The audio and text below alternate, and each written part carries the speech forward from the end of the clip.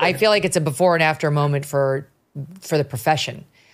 For me, this debate is not even about Trump and Harris. It's not about the presidential election. It's about what happened last night with what used to be a respected news organization just completely jumping into the tank for one candidate. I mean, not even... Show me a Fox News debate. Show me one Fox News debate where the moderators have ever done that for the Republican candidate of choice, right? Where they've decided we want Mitt Romney to win and they sank everybody else. That you can't find that. This was a decision by ABC to get Trump. And while he didn't help himself, taking all of her bait and so on and so forth, ABC News emerged the most victorious in having done what they wanted to do and with the biggest loss in reputation. That's my view on it. How do you guys see it? I think that this gave a lot of credence to my political tribe, which is that of the triple haters, the ones who don't like the presidential candidates from either party and also don't like the media. I mean, seriously, there's lots more that you cannot like about Kamala Harris after this, about Donald Trump, who performed horribly, I thought, and definitely ABC. The biggest problem with the ABC moderation, even thinking about it 12 hours later, is not even the asymmetrical fact checks. Sir, this is what you said is not true. Not even that, although that's what we noticed in the room at the time and couldn't believe because it was all going in one direction. The biggest problem is that Kamala Harris hasn't given any interviews, right? She's given one in 50 some odd days to CNN.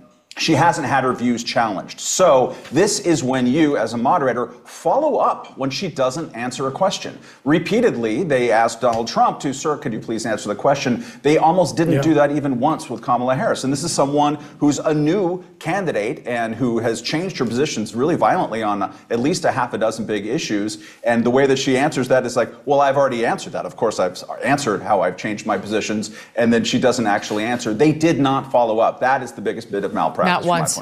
Not once. Let me just show you a little of the fact checking that was done of Donald Trump in short form. Watch.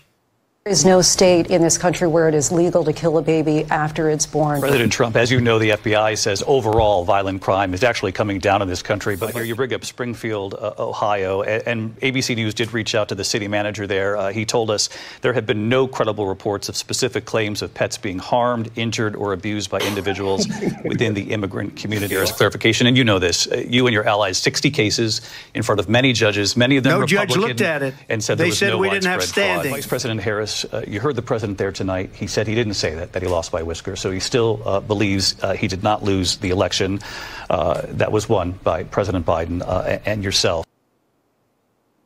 And now I am going to play a quick shot of ABC News fact-checking Kamala. Give it a second. That didn't happen.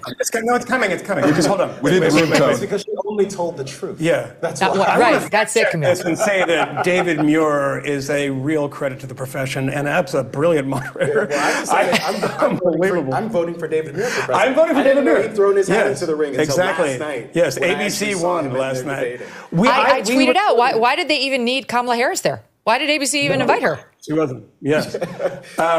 We recorded late last night, about midnight, after a couple hundred glasses of wine, and I had I needed that. I wish I'd been with you.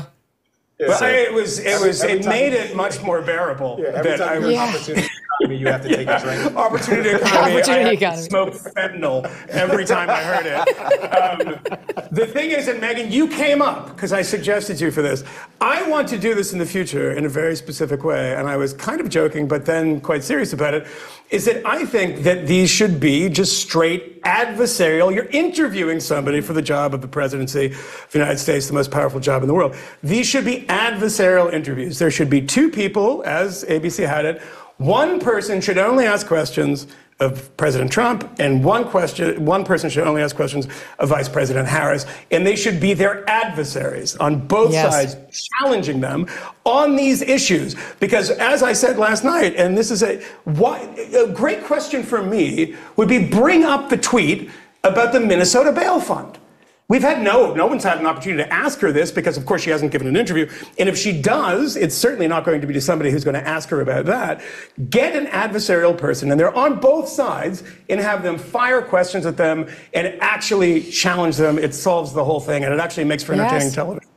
I said the same thing last night. I said that if they have another debate, it should not be with any of these news operations. It should be, I get to choose a moderator and you get to choose a moderator. There's going to be two from the outside. You know, we can each choose one. But this farce of we're going to entrust the future of the country to organizations like ABC News must end. It must end, and shame on any Republican who ever agrees to this shit again. Donald Trump cannot agree to another debate with one of these organizations again, or he gets what he deserves. This is the organization in which it's run by Kamala Harris's best friend, ABC News is these days. They hired Donna Brazile, debate cheater in chief. And I'm not suggesting she gave the questions to Kamala Harris, but you wouldn't be surprised to learn she had. You certainly, after watching that, wouldn't be like, I'm shocked that ABC worked to undermine Donald Trump in such a way. And they put themselves in that position. I said I'd be surprised because she didn't answer any of them. If she had them before, maybe she would have answered the questions that were asked of her, including the very first question. Literally the first question. No one comes back. She's from middle class. Yeah, of course. She's from the middle class. Small businesses. Yes. Here it is. Wait, let's watch that. It's top 12. When it comes to the economy, do you believe Americans are better off than they were 4 years ago? So I was raised as a middle-class kid. I believe in the ambition, the aspirations, the dreams of the American people. And that is why I imagine and have actually a plan to build what I call an opportunity economy. His plan is to do what he has done before, which is to provide a tax cut for billionaires and big corporations. Okay, keep going. Total dodge. Because we're not. That's obviously why we are not better off than we were 4 years ago. And yet I didn't hear him press her on that. Didn't hear the moderators press her on that. I mean, the question's pretty simple. Are we better off? Are we not? She didn't even address the question, not even a little bit. And let's never leave Donald Trump off the hook on this. She said at the end of that thing, his only plan is to cut taxes and do what he's normally doing. Basically, his only plan in this whole debate was to cut taxes and to enact a tariff when it comes to the economy. And he had other stuff about immigration, whatever. But he didn't rise to the level. You can take that opportunity as the opponent in a debate. And you should never walk away from a debate and blame it on the refs, even if the refs are loaded against you. Conservatives and Republicans have for a long time used that to their advantage. Just look at Newt Gingrich, look at other people who in moments of high stress turned it back on and pointed out the unfairness or the loadedness of the moderator. He could have done that. He didn't do any of it. He took the bait over and over again from Kamala Harris and didn't take those opportunities when she was obviously flailing around as she did in her very first answer. Yeah, I think that's right. And especially during the debate, I was surprised. I think when we were watching it, I might have even said this, that he didn't do, I mean, Newt Gingrich did it in such a grand way. I mean, a memorable way. I mean, you don't remember things from debates. His response about that question, the kind of dirty question that was asked of him, was terrific. And I think he was maybe prepared for it. But Donald Trump, at a million points during this debate, could have said, I can't believe you guys are doing this. You're working. Yeah. This is the way you're going to work against me?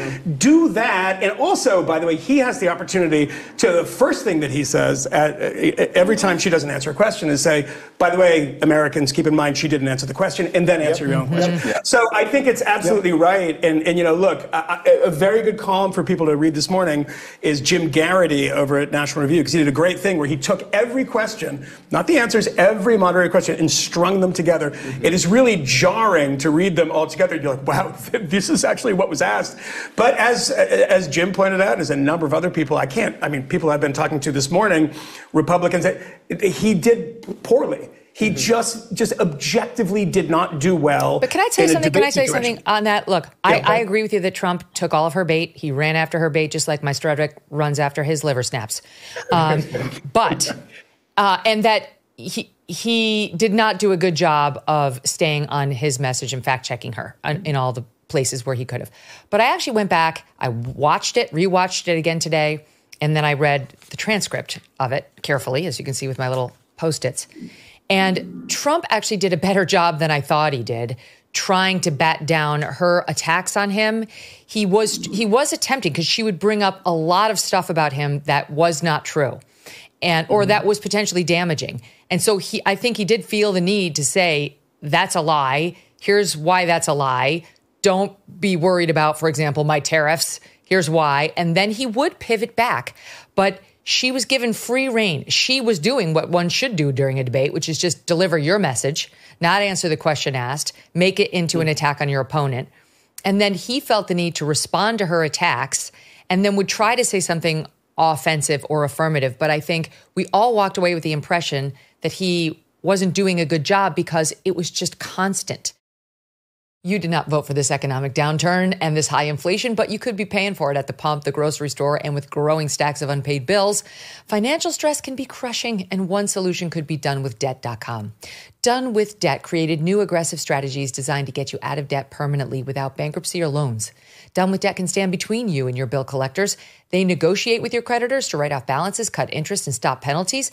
And the best news is Done with Debt is accepting new clients right now. But you need to hurry because some of their debt strategies are time sensitive and you don't want to miss out. Let Done with Debt hit the debt reset button for you and make your money yours again. Visit donewithdebt.com or call 1-888-322-1054 now. Chat with one of their debt relief strategists for free. That's donewithdebt.com, donewithdebt.com. Thanks so much for watching. If you like what you just saw, hit the subscribe button for more clips and full episodes.